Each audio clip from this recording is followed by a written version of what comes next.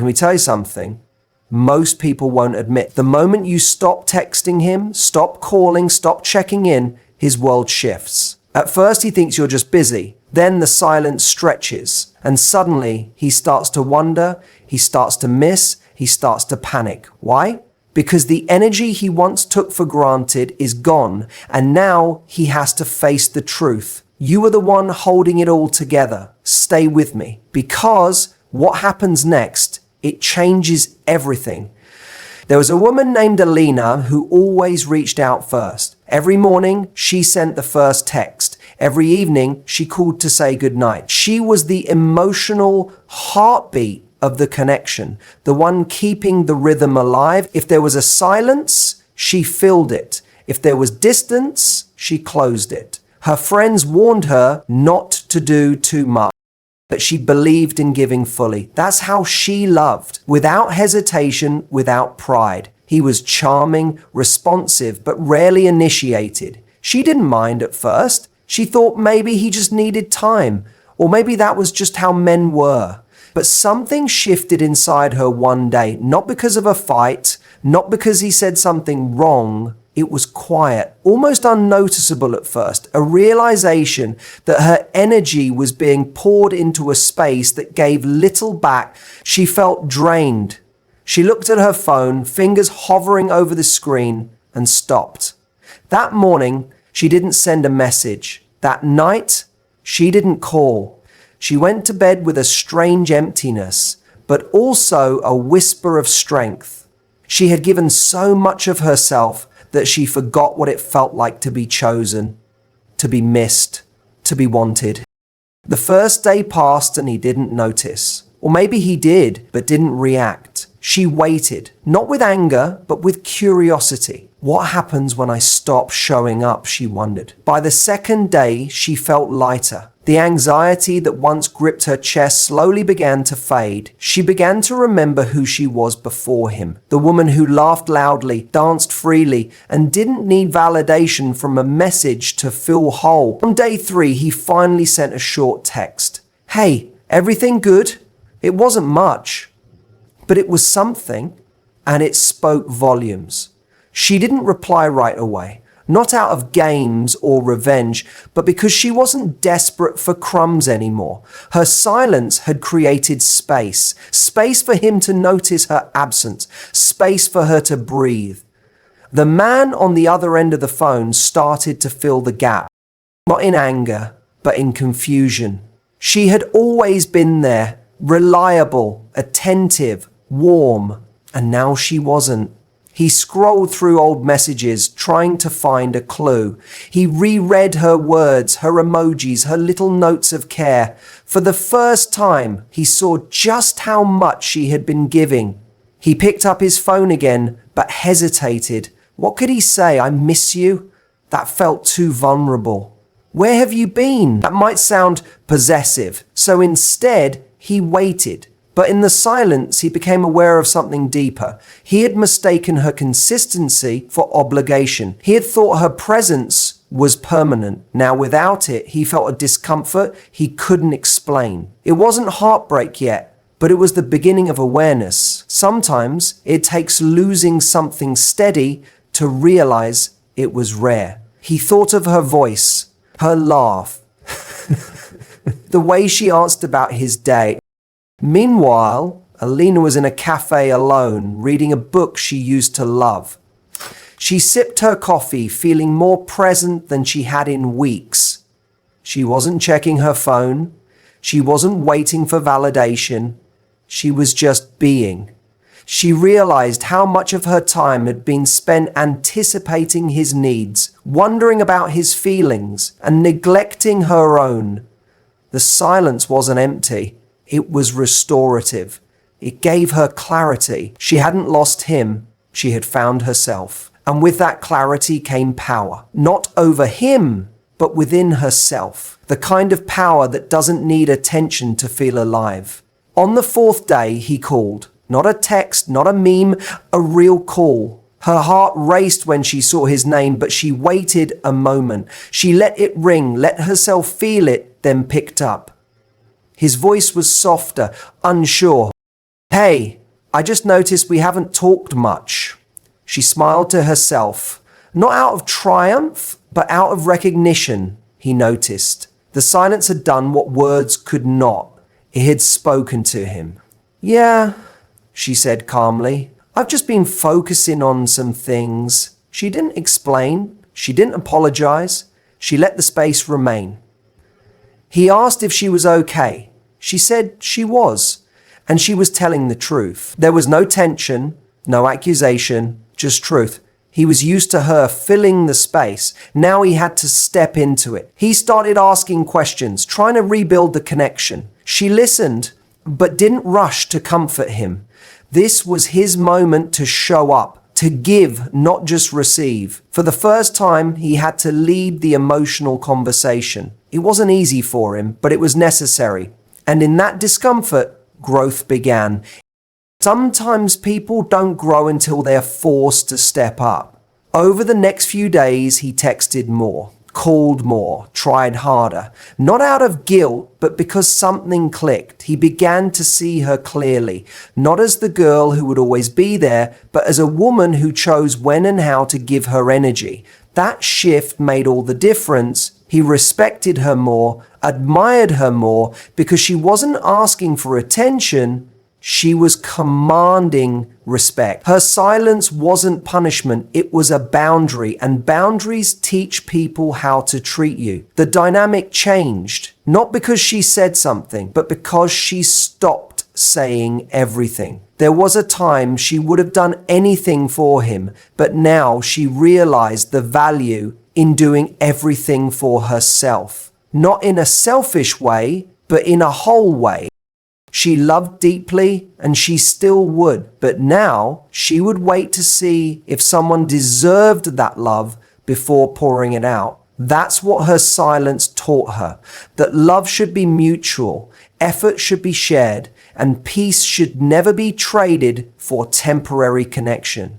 And he too learned that attention isn't owed, that presence is a gift, that when a woman stops texting, the silence can echo forever. He stared at the screen again. No new messages. For the third day in a row, his phone was quiet where it used to be filled with warmth. No playful morning texts.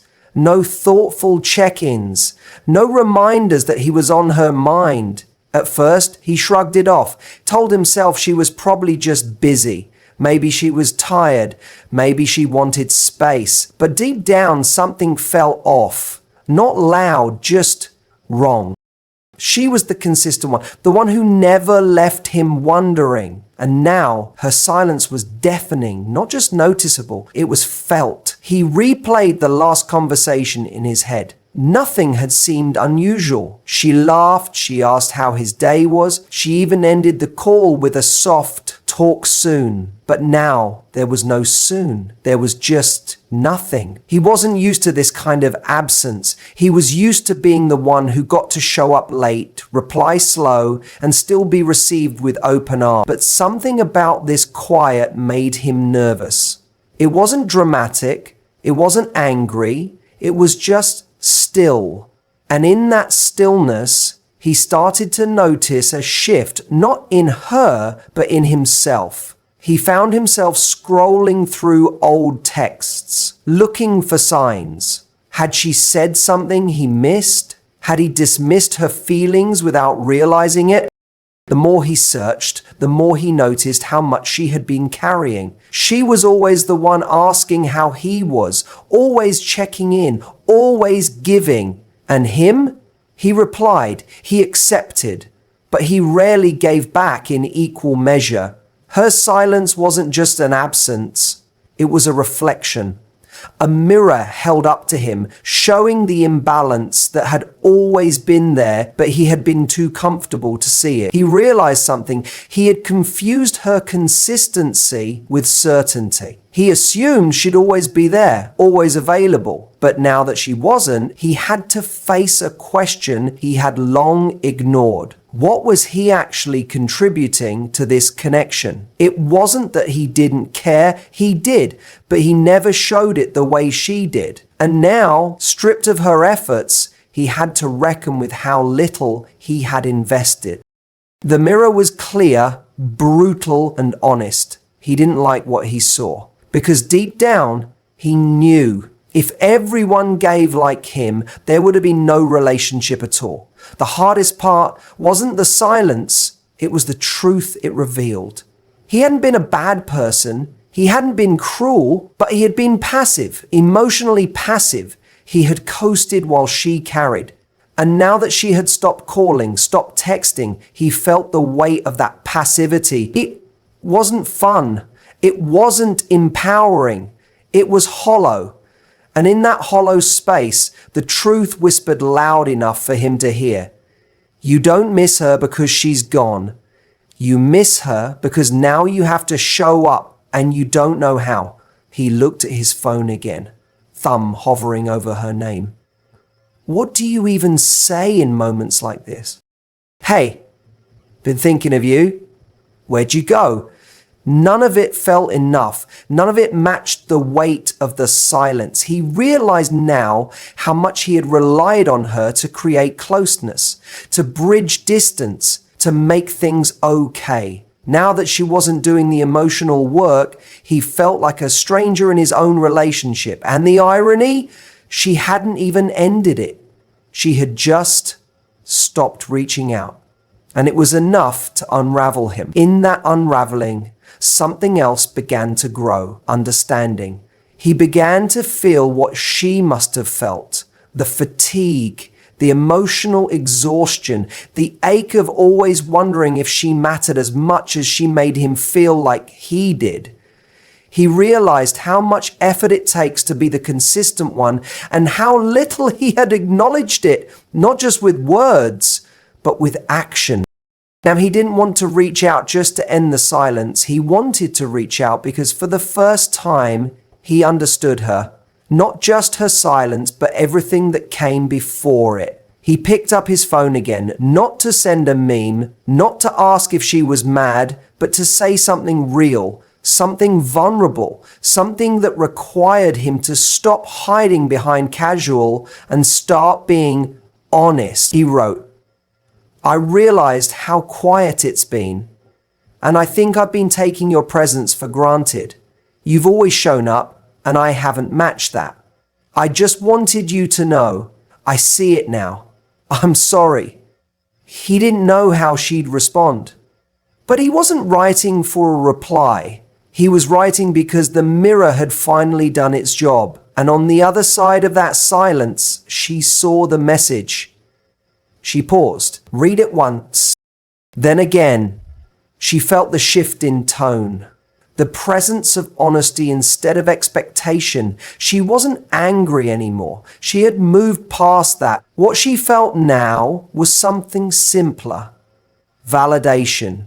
He had finally seen her, not as the girl who texts first, but as the woman who gave him her energy, her time, her care. She hadn't gone quiet to be cruel. She had gone quiet because she needed to hear her own voice again. And in that stillness, he finally listened. The mirror moment isn't always dramatic. It doesn't always end with tears or a grand apology. Sometimes it's as quiet as an unsent text, as still as a phone that doesn't ring. And in that quiet, people are forced to see themselves, to see the imbalance they never noticed before. His mirror moment didn't just change how he saw her, it changed how he saw himself. She used to be the one constantly trying to keep the connection alive, the one sending thinking of you texts, the one calling just to hear his voice. She never asked for much, just effort, just presence, just a sign that he was as invested as she was. But she kept giving, and he kept receiving. It wasn't malicious on his part, he just got used to it, comfortable. He knew she'd always reach out eventually. She couldn't handle distance. But one day, something inside her shifted. It wasn't about punishment, it was about peace. And so she stopped. At first, he didn't notice. Or maybe he did, but he told himself it was fine. A few hours passed, then a day, no calls, no texts, no little reminders that he was loved. He still felt in control, still believed she'd eventually cave and come back around.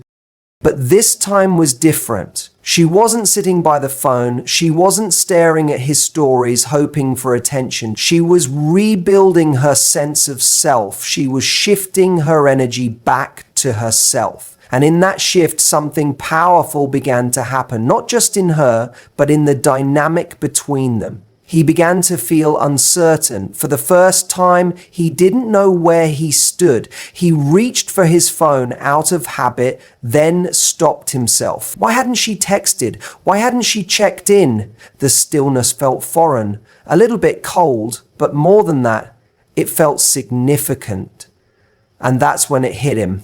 The roles had reversed. The power had shifted. She wasn't chasing anymore. She wasn't trying to win him. She had stepped back. And in doing so, she had forced him to step forward or risk losing her entirely.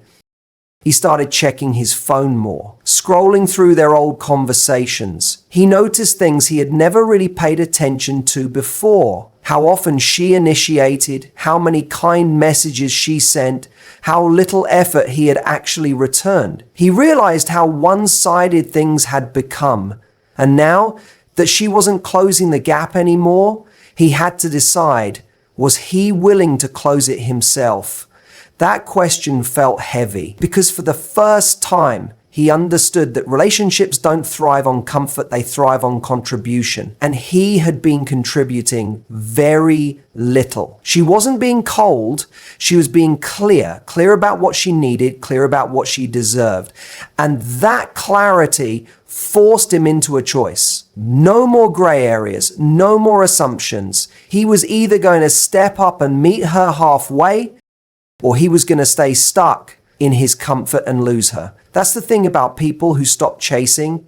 You don't know how much you depended on them until they're no longer trying. And she wasn't trying, not because she didn't care, but because she cared about herself more. The silence wasn't cruel, it was powerful. It wasn't designed to make him suffer. It was designed to make her grow. But in that growth, he felt the pressure, and not the bad kind. The good kind, the kind that makes you confront who you've been and who you want to be. He knew if he wanted to keep her, he couldn't rely on her effort anymore. He had to create connection.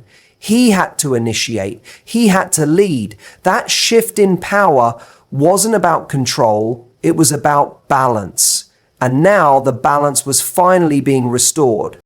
He sent her a message, not because he missed the attention, but because he missed her presence. It wasn't a long message. It wasn't poetic. It was real. I notice you've been quiet. I guess I didn't realize how much you did until you stopped doing it. I want to do better. She saw the message. She didn't rush to reply. Not because she wanted to punish him, but because she was no longer quick to hand out access. She knew her worth now. And that changed everything. He followed up with a call. This time, he spoke more than usual. He asked about her day and really listened. He wasn't distracted. He wasn't multitasking. He was present. That was new. That was different. And she could feel the difference, not just in his words, but in his tone, in the way he was finally showing up. Because now he knew the cost of silence.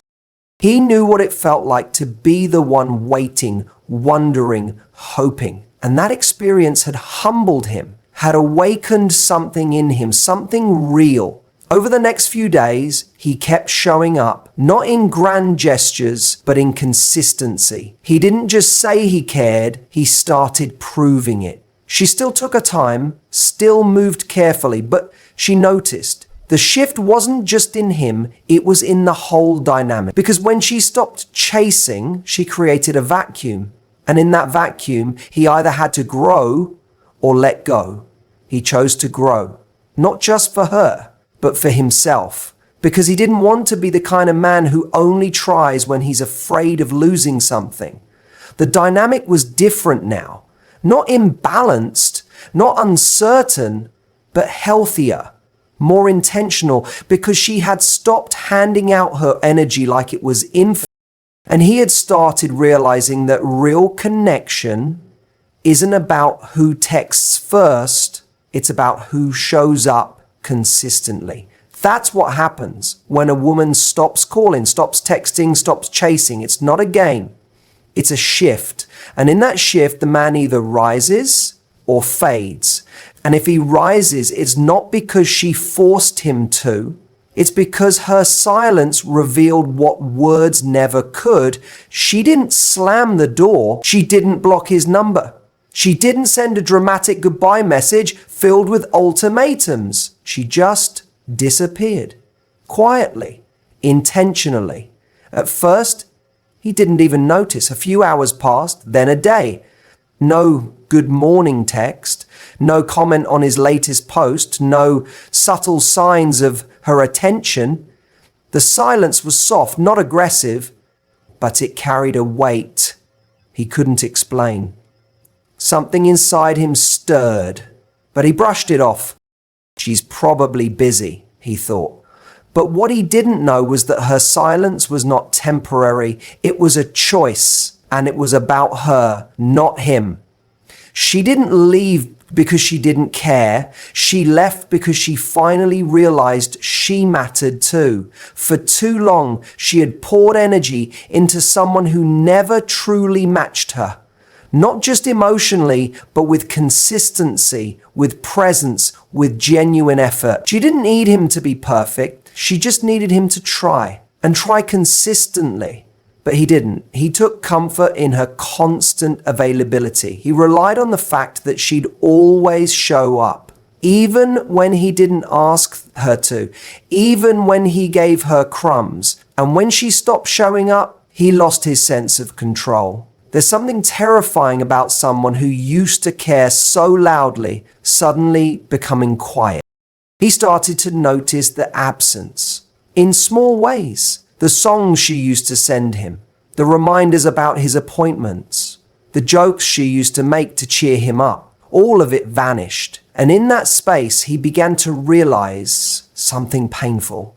She had been the glue holding the connection together. She had been the heartbeat of their bond. Without her efforts, the relationship was lifeless, still technically there, but without warmth, like a body without breath. And he finally felt it. He tried to tell himself it was just a phase, that she would come back around. But somewhere deep inside, he knew. She was done playing small to stay connected. She had outgrown the version of herself who begged for love, who texted first, who always forgave without change. She wasn't cold now, she was clear. She wasn't bitter, she was better. Not because she stopped caring, but because she started caring about herself more. That shift wasn't loud, but it was powerful. And it forced him to reflect in a way he never had before. He went back and read her old messages, the long ones she sent when she felt unseen, when she wanted more but didn't want to come off as needy. He saw her pain in those paragraphs, pain he had skimmed, dismissed, forgotten. But now, those words hit different. They weren't complaints, they were calls for connection. Now he understood, not because she explained again, but because her silence gave him time to finally listen. In the absence of her words, her old messages spoke louder, and the guilt set in. Not the guilt of being caught, but the guilt of finally seeing clearly. She didn't need to ghost him. She didn't need to block him. She simply stopped making herself emotionally available. And that, for a man who had been used to emotional luxury, was jarring. He had mistaken her effort for obligation, her love for duty. But she had a choice. And now she was choosing peace, choosing herself. That kind of quiet power is often underestimated until it arrives. And when it does, It doesn't destroy, it exposes. It exposes who's been holding up the weight of the relationship all along. And in this case, it was her. He started asking mutual friends if they'd heard from her. He scrolled through her social media, looking for signs of life. She wasn't hiding, she was glowing, not with revenge, but with release. She looked lighter, freer, as if she had finally remembered who she was before she made him her priority. And that scared him. Because now he wasn't just losing her attention, he was losing access to her heart, to her laughter, to the version of her who still believed he might change. And when that version leaves, it rarely returns. He thought about calling, about sending that long message filled with apologies, but a part of him knew words wouldn't be enough. Not anymore. She had read too many empty apologies before. She had heard too many promises that led nowhere. If he really wanted to earn her back, it wouldn't be through charm. It would have to be through consistent, uncomfortable growth. The kind of growth that doesn't just fix things temporarily, but rebuilds the foundation. And that kind of growth starts with accountability, not hope, not luck, but the truth. And the truth was, he waited too long. What hurt the most wasn't that she was gone, it was that she left without anger, without drama. Her quiet exit meant she had nothing left to prove. She had said all she needed to say with her actions. And that hit harder than any argument ever could, because it meant she had reached a level of self-respect that no longer tolerated one-sided love. He thought he could always come back and fix things later, but now later felt too far away. She had already made peace with his absence. The question was, could he make peace with hers? The moment a woman stops calling, texting, or reaching out isn't always a sign she's moved on to someone else. Sometimes it's a sign she's moved back to herself. That's the part he never expected.